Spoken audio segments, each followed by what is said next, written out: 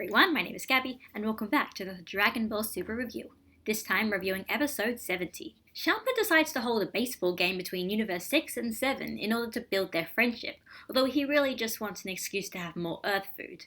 The only problem is, besides Yamcha, none of the participants even know the rules of the game. This leads to many mishaps and also Yamcha getting hurt a lot, though he manages to stay in the game and even gets to home base, winning the game for Universe 7. So, what did I like about this episode?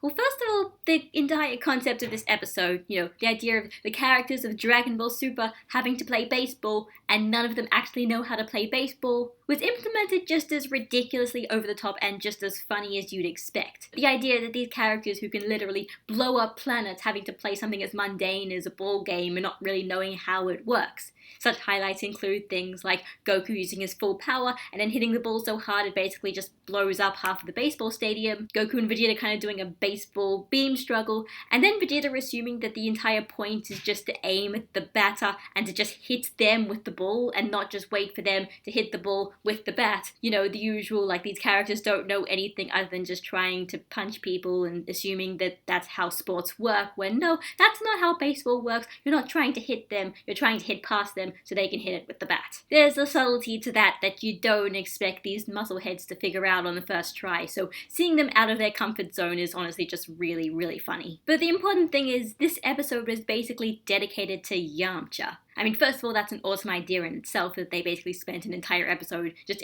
dedicated to pretty much a very minor side character at this point, but also the fact that the way that they implemented it was also really interesting. The idea that at this point, baseball is one of the few things that Yamcha can say that he can just outclass the aliens and the gods in, because he actually has experience in it. He actually knows the rules. He knows how to play baseball. And at that point, the fact is, even though he's probably in terms of power levels or whatever, he can't really catch up with any other way, the fact is his knowledge of baseball and the fact that he knew the rules when everyone else didn't basically meant that helped him save the day. That helped him win the baseball tournament. So Yamcha basically won for everyone. That is just awesome. I loved it. It was just so nice seeing a character like that. A character like that being the hero from their own unique abilities. It's so fun. It's so fun. They even had some fun fan service with him, combining the Roga Fufuken and the Sohidan to make this really special baseball technique that can just get everyone out really quickly. So that was also really, really fun. As for what I didn't like about this episode, while I really did like giving Yamcha kind of a day in the limelight and having him kind of save the day,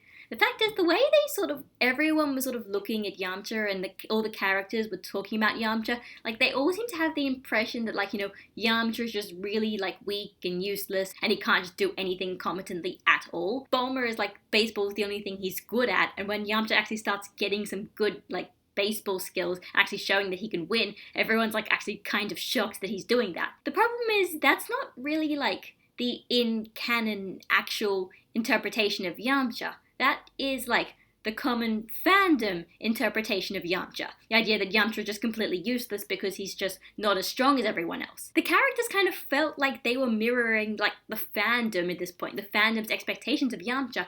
And that's honestly really weird because you don't normally see characters act like that in general. It implies a level of self-awareness that these characters actually know what the fans are thinking, which is honestly something that Dragon Ball has never done before, so it's honestly really, really strange. The idea that the characters actually all, kind of recognize the Yamcha death pose implies a level of self-awareness that I'd expect in, the Dr. Slump crossover episode, but not from, a random filler slice of life episode where the characters are just, normal characters and aren't just tuned into the internet and know exactly what people are saying on message boards at this very moment. Maybe you could just say this is a product of its time. Dragon Ball was made in the 80s and 90s originally, and they didn't really have the internet, or the internet was new when they didn't really have memes in the way they do now. So, maybe if Dragon Ball and Dragon Ball Z came out in 2016, they would have also seen the memes and they would have also started acknowledging them in filler episodes. I'm not completely sure, but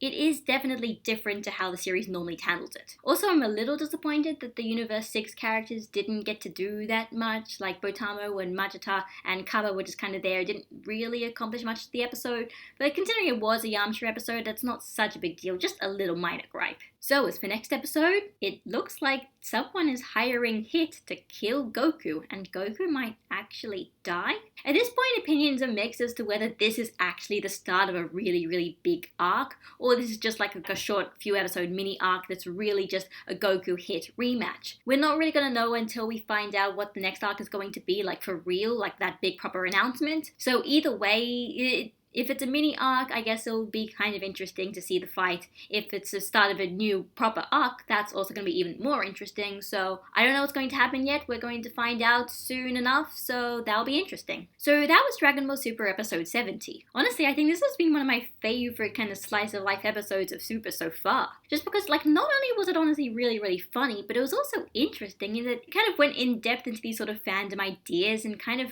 felt like this was something that only Dragon Ball Super would be able to do. The idea that Dragon Ball and Dragon Ball Z would never have been able to make an episode like this, Dragon Ball Super is, and while it might be a little differently to how the series normally handles it, I just find it so interesting that it is taking a different direction, at least with this episode, with how it handles like the fans and what people expect of the series. Obviously, referencing memes and stuff could be terrible if they overuse this, so I really hope they don't like keep doing this all the time, but it is interesting, and it is one of those things that actually make me think about Super, that it is a product of its time in the same way that Dragon Ball and Dragon Ball Z are products of its time. So even if that was a completely unintentional theme of the episode, it made me think about that, so I do really appreciate it for that. It's been another week and we still don't know what the next arc is, so I'm still in the dark and everyone's still speculating, but we'll figure it out soon enough, and then I guess we'll see. So this is Gabby, signing out, and I'll see you all next week. Bye guys!